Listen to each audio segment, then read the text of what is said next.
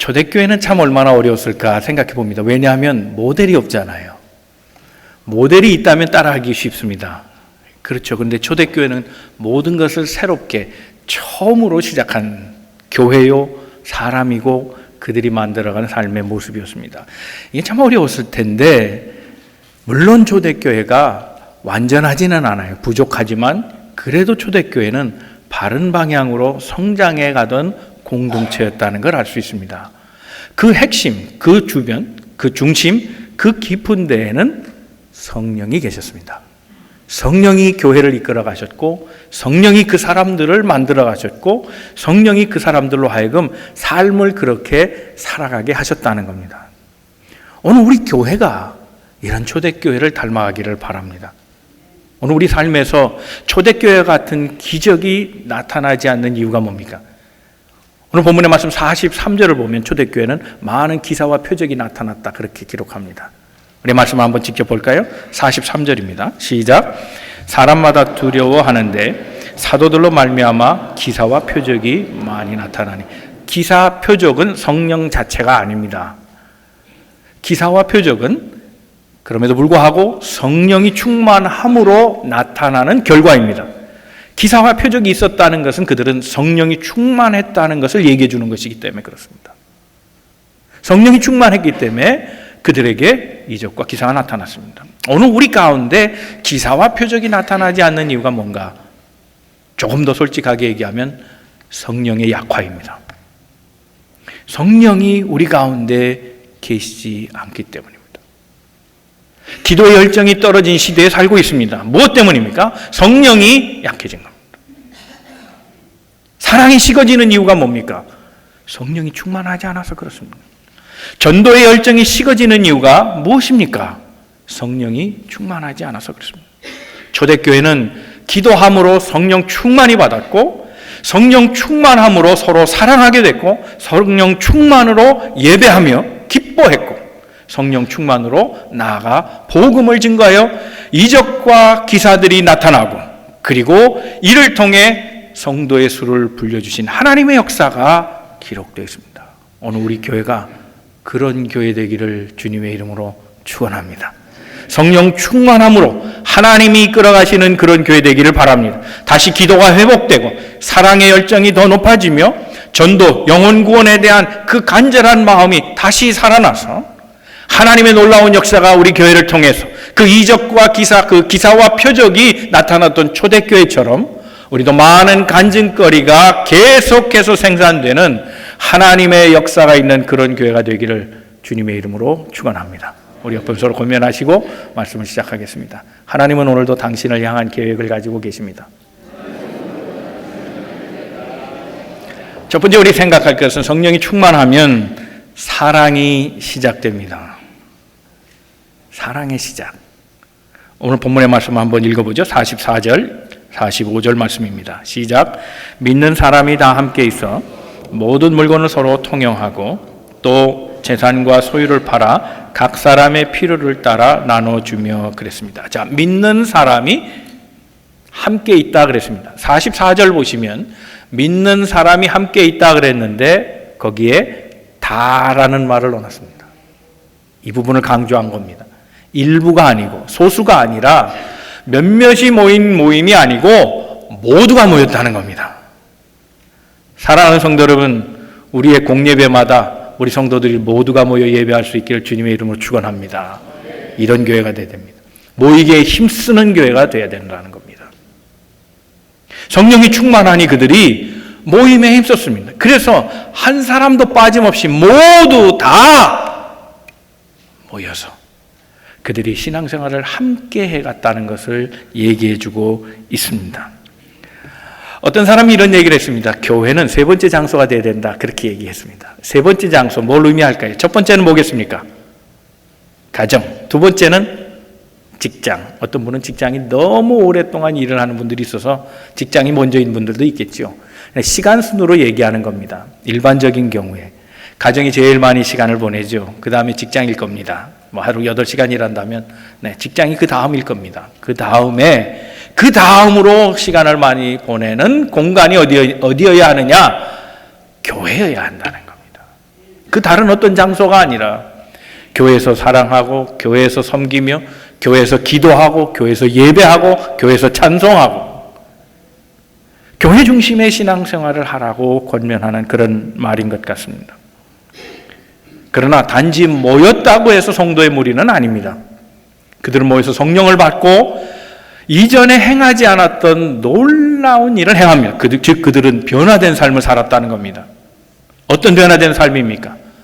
45절입니다. 45절에 모든 소유와 재산을 팔아서 각 사람의 필요를 따라 나누어 줬다는 겁니다. 이건 해본 일이 아닙니다.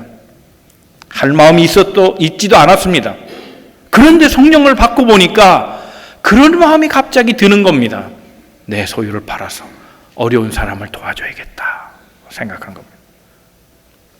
초대교회 교인이 됐다는 말은 무슨 의미인가 하면 이제 사회로부터 핍박을 받게 됐다는 말을 말합니다. 크리스찬 그러면 잡을 잃었습니다.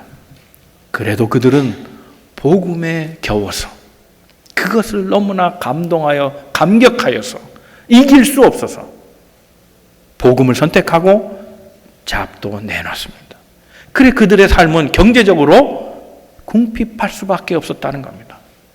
그러니 그 중에서 있는 사람들이 성령의 감동을 받아 자기 것을 나눴다는 겁니다. 내 재산, 내 소유가 아니라 이제 저들이 우리와 함께 한 가족이 되었으니 저들에게도 내 것을 공급해 주자 생각하고 팔았다는 겁니다. 이전엔 팔 이유도 없었고 팔아야 될 명분도 없었지만 팔고 싶은 마음이 없었습니다. 그럴 이유가 없었기 때문에.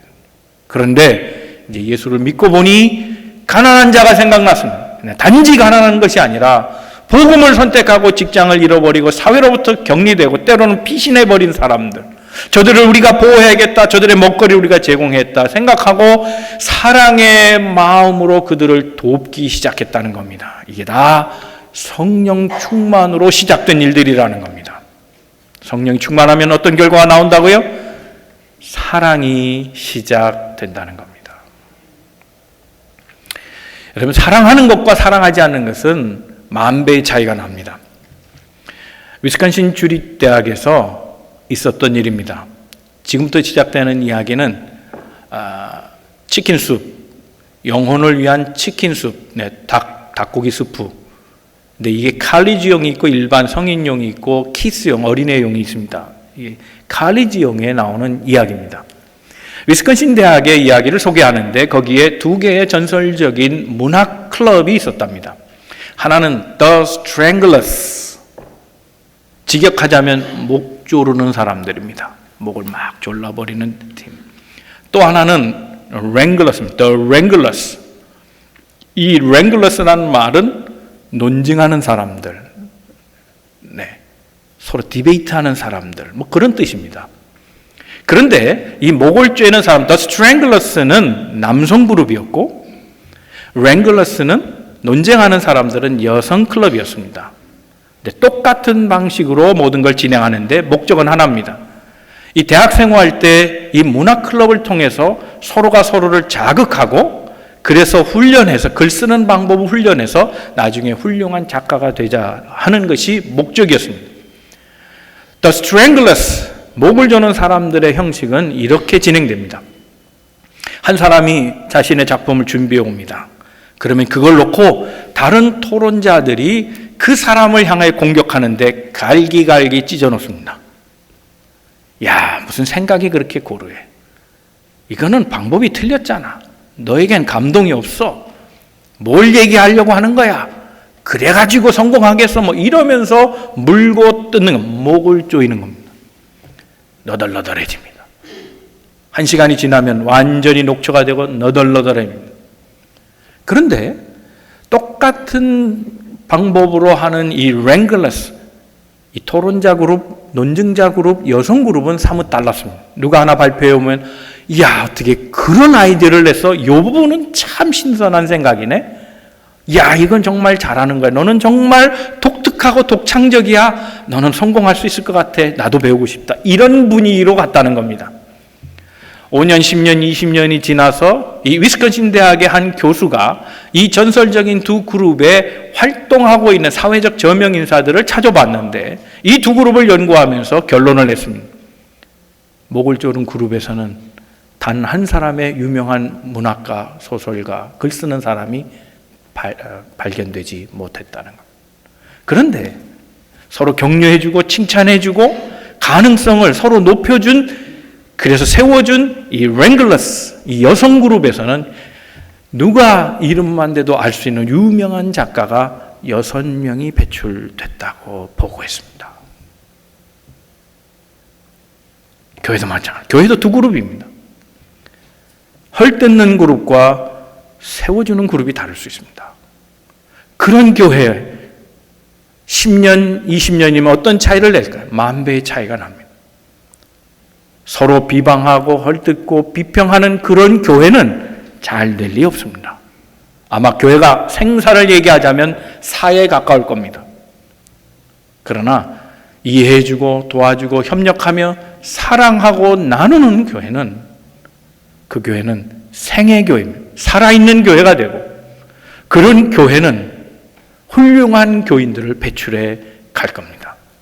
위대한 교인을 만들어가는 방법, 그것은 교회가 성령에 이끌려서 서로에게 사랑을 주고 나누는 그런 역사가 있는 교회인 줄로 믿습니다. 그러나 여러분, 하나님이 원하시는 교회가 바로 이런 교회 아니겠습니까? 우리가 성령 충만을 받는다는 의미가 뭡니까? 성령은 우리에게 유익하게 함이라 그랬습니다. 우리를 도와주시는 영입니다.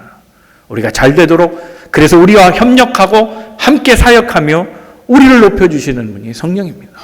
우리 안에 성령이 충만하기를 주님의 이름으로 축원합니다. 초대교회는 비록 완전하진 않았지만 그래도 나누려고 했던 교회입니다.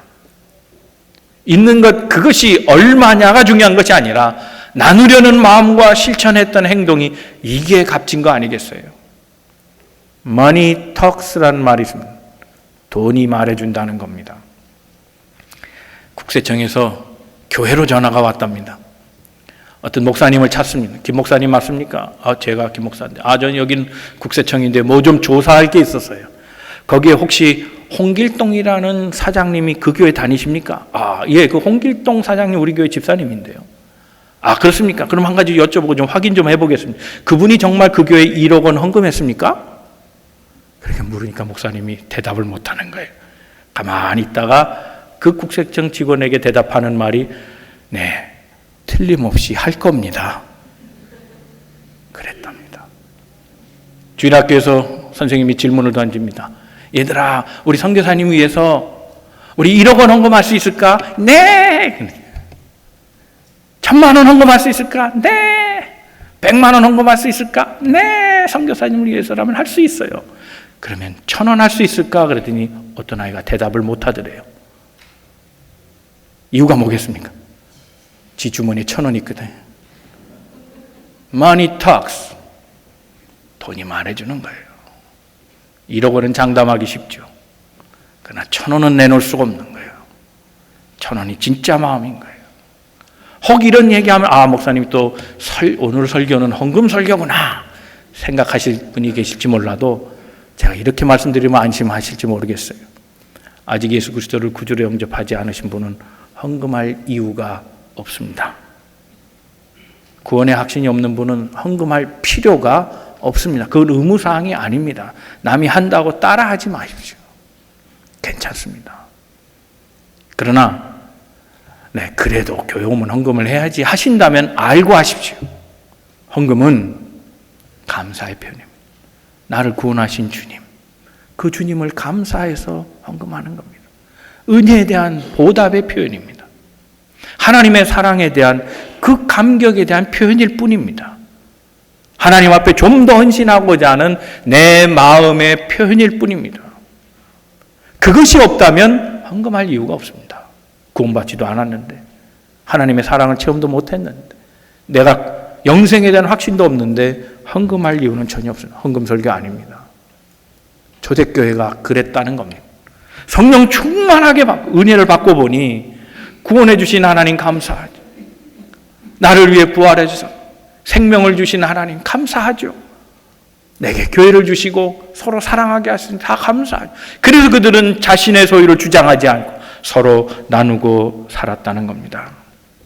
헌금은 어떻게 해야 된다고요? 감사해요. 기쁨으로 하세요. 어떤 어머니가 교회 가는 아이에게 주일학교 가면서 헌금을 쥐어보냈어요. 1,500원을 줬답니다. 야, 1,000원은 헌금하고 500원은 맛있는 거 사 먹어. 아이가 교회 학교 갔다 돌아왔습니다.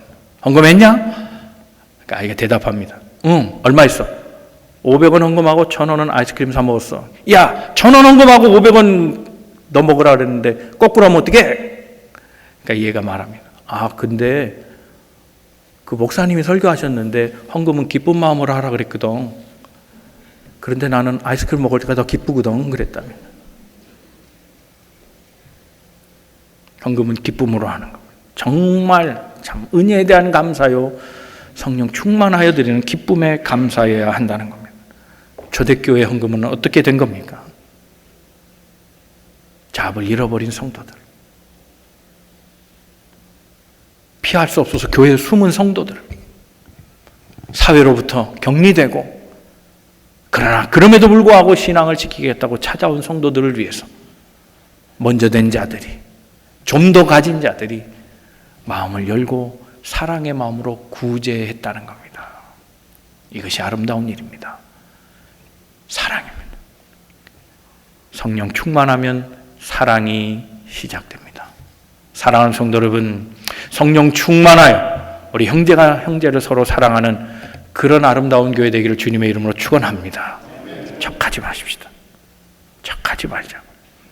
아닌데도 웃으면서 인사하고 사랑하는 척하지 마십시다. 우리는 그런 사랑이 아니에요.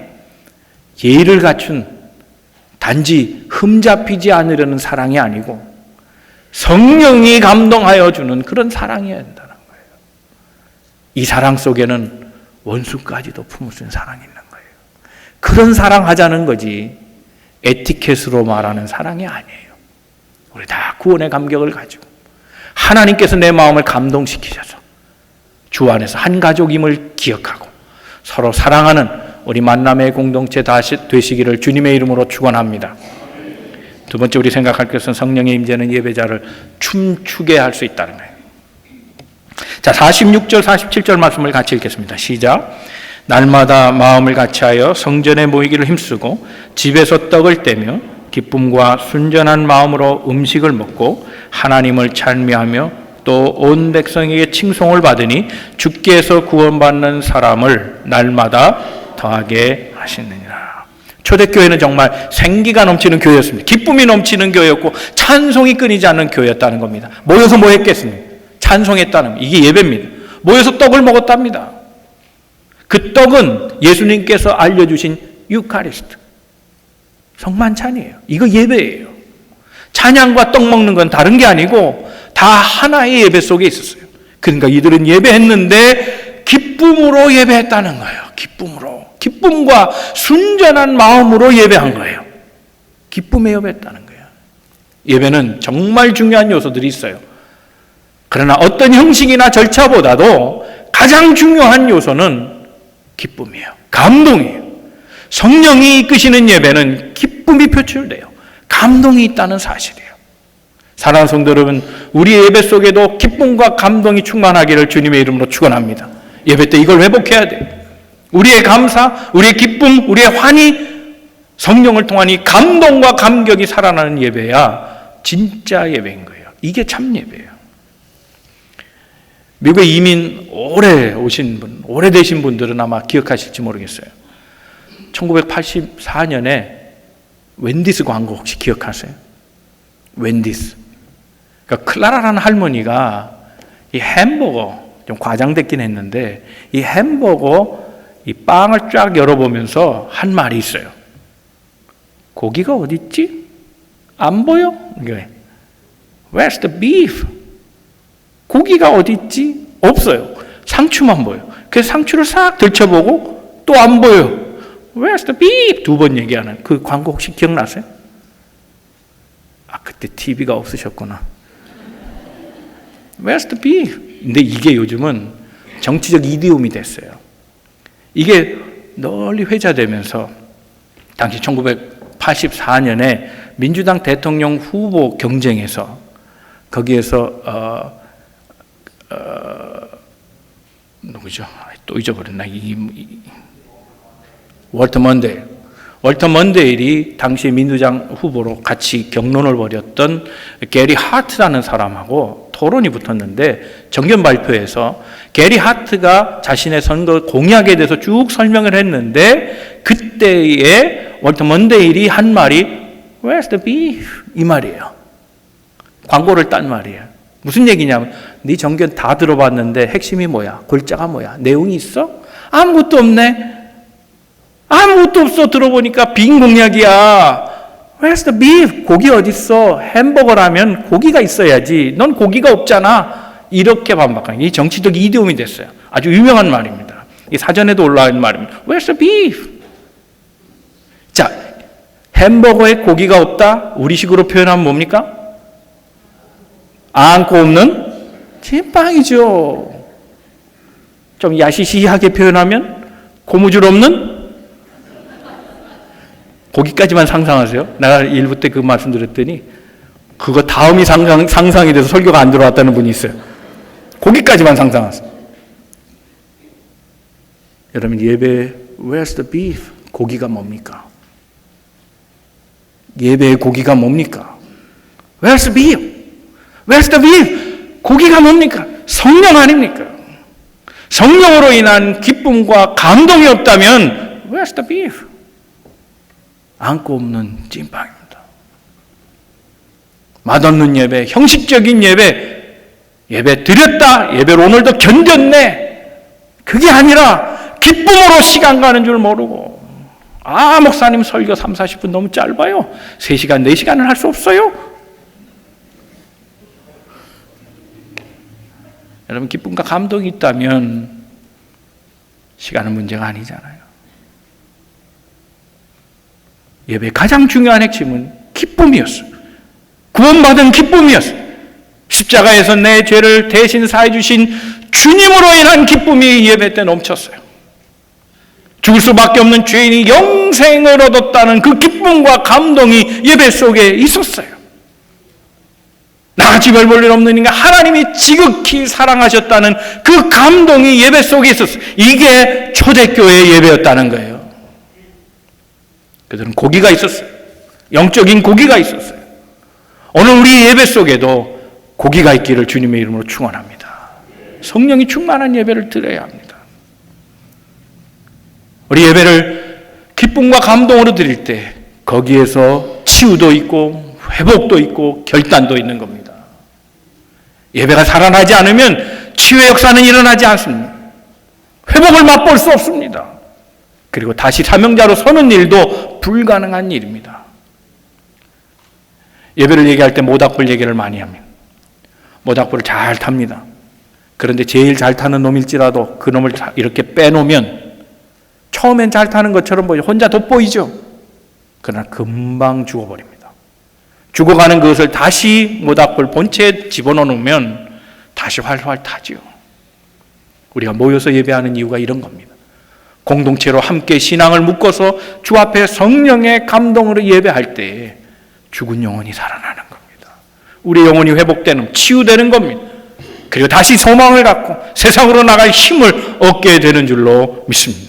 초대교회는 삶은 어려웠지만 교회를 통해서 이런 하나님의 능력 주심을 공급받았다는 겁니다. 왜요? 예배에 고기가 있었어요. 그 고기가 힘을 내게 해주었어요. 성령이 그들에게 empowered, 그들을 강화시켰고 power up, 그들에게 능력이 부어져 새 힘을 얻게 되었다는 겁니다. 사랑하는 성도 여러분, 이제 만남의 대행진을 시작한다고 지난주부터 발표됐습니다. 만남의 대행진은 이번에 3가지 요소를 합니다. 첫째는 성경을 쓰는 겁니다. 이번엔 필사하기로 했습니다. 시편을 쓰는 걸로 했습니다. 성경 전체가 아니라 시편을 쓰기로 했습니다. 그런데 그 시편을 쓰는 이유가 있습니다. 하나님의 말씀으로 감동받자는 겁니다. 하나님의 말씀이 우리를 움직여 가야 합니다. 두 번째는 예배 참석입니다. 예배 참석을 과거에는 지난 3번 동안은 우리가 주일도 카운트했는데 주일은 기본이라 생각하고 새벽 기도와 수요 예배만 카운트하기로 했습니다. 우리 모임의 숫자를 더해가 초대교회처럼 다 모여요. 모이지 않으면 아무 일도 할 수 없습니다. 힘써 모여야 하는 겁니다. 말세의 특징이 모이기를 패하는 자들의 습관이 있다고 그랬습니다. 모이지 않는 것이 습관이 되면 안 됩니다. 모이는 것이 습관이 돼야 됩니다. 더 모이고자 해야 합니다. 그래서 이것을 고무하기 위해서 우리가 새벽 기도를 카운트하기로 했습니다. 세 번째는 전도입니다. 전도입니다. 초대교회는 성령이 이끌어 전도하기로 했습니다. 전도에 대한 카운트가 제일 많습니다. 한 사람이 한 사람 구원하는 것. 특별히 지금 말씀에 비추어서 우리가 모이기에 힘쓰는 교회가 되야 됩니다. 모이지 않고 무슨 다른 일을 또 하겠습니까? 모임이 가장 기본적인 전제가 되어야 합니다. 사랑하는 성도 여러분, 우리가 초대교회처럼 모일 때 주의 성령을 체험하고 그 하나님의 역사 경험하면서 세상으로 흩어졌던 것처럼 우리가 모일 때마다 기쁨의 찬송이 있고 감사의 헌신이 있고 그리고 은혜를 받은 것을 결단하면서 새롭게 헌신하는 그런 일들이 일어나기를 바랍니다. 우리 만남의 교회는 성령 충만한 예배가 되기를 주님의 이름으로 축원합니다. 세 번째 우리 생각할 것은 성령은 우리를 전도자로 세우신다는 겁니다. 47절 말씀입니다. 다 같이 읽겠습니다. 시작. 하나님을 찬미하며 또 온 백성에게 칭송을 받으니 주께서 구원받는 사람을 날마다 더하게 하시니라. 구원받는 사람을 더하게 하셨다. 저절로 된 일입니까? 아닙니다. 초대교회는 목적이 있었습니다. 초대교회가 세워진 목적은 영혼을 구원하는 일이었습니다. 이것은 주님의 지상 명령이었습니다. 주님이 하라고 명령을 주시고 가신 일이기에 마지막 유언과 같은 일이기에 초대교회는 이 유언과 같은 말씀을 마음에 새기고 지키기로 한 겁니다. 하늘과 땅의 권세를 내게 주었으니 너희는 가서 아버지와 아들과 성령님을 세례를 주고 모든 족속을 제자로 삼아서 그래서 세례를 베풀고 그것을 지키게 하라고 하시는 주님의 말씀을 자신의 사명으로 받아들이고 그들은 흩어져서 복음을 증거했습니다. 그들은 자신들만 위하는 공동체가 아닙니다. 성령이 이끌려서 자신들을 위하는 공동체로 먼저 시작합니다. 자신들 안에서 사랑을 나눕니다. 그리고 예배할 때 기쁨으로 예배했습니다. 성령 충만히 이끌어가는 그런 예배를 드리면서 그들은 깨달은 것이 있습니다. 흩어져서 우리가 구원받은 것처럼 복음을 전하자는 것이죠. 그것이 주님이 원하시는 일이라 생각하고 한 사람이 한 사람에서 전도하기 시작한 겁니다. 베드로가 전도할 때 3,000명의 수가 더해졌다 그랬습니다. 복음을 증거할 때 사람들이 더해진 겁니다. 오늘 본문 말씀 보면 우리가 할 일은 없어 보입니다. 왜냐하면 이렇게 얘기했기 때문입니다. 주께서 구원받는 사람은 날마다 더하게 하시니라. 주님이 하시면 될 일 아닙니까? 나는 할 일이 없습니다. 라고 생각할 수 있지만 그렇지 않습니다. 우리가 해야 될 일입니다. 주님은 다만 당부하셨고 그 사명은 우리의 사명인 것을 알고 전도해야 합니다. 그리스도인들에게 일어나고 있는 매일의 기적 세 가지가 있답니다. 하나는 예수님을 사랑한다고 하면서 성경을 한 번도 읽지 않는다는 겁니다. 이건 기적 중의 기적이라. 두 번째는 예수님을 믿는다고 하면서 전도할 생각은 전혀 하지 않는다는 겁니다. 세 번째 기적은 성경을 읽지도 않고 전도도 하지 않으면서 나는 하나님을 사랑한다고 말로 표현하고 있다는 겁니다. 이건 기적 중의 기적. 이 세 가지 기적이 우리 그리스도인들에 있다는 거예요. 몹쓸 기적. 이런 기적은 없어요. 우리가 그리스도를 사랑하는 사람이라면 말씀을 가까이 해야 할 겁니다. 말씀을 가까이 하는 것뿐만 아니라 우리가 삶에서 그것을 보여줘야 합니다. 예수님을 전도하고 그리고 복음의 증인되어 살아가야 할 것입니다. 아무 일도 하지 않는데 사람의 수가 더해가겠습니까? 아닙니다. 우리가 증인되어 복음을 증거할 때 그때 우리의 복음의 메시지로 믿지 않는 사람들이 회개하고 구원의 반열에 들어오게 될 것입니다. 이제 마지막 설교를 마치면서 저는 여러분께 가슴 속에 새길 만한 질문을 한 가지 드리겠습니다. 여러분 마음속에 지금 성령이 계십니까? 성령이 충만하십니까?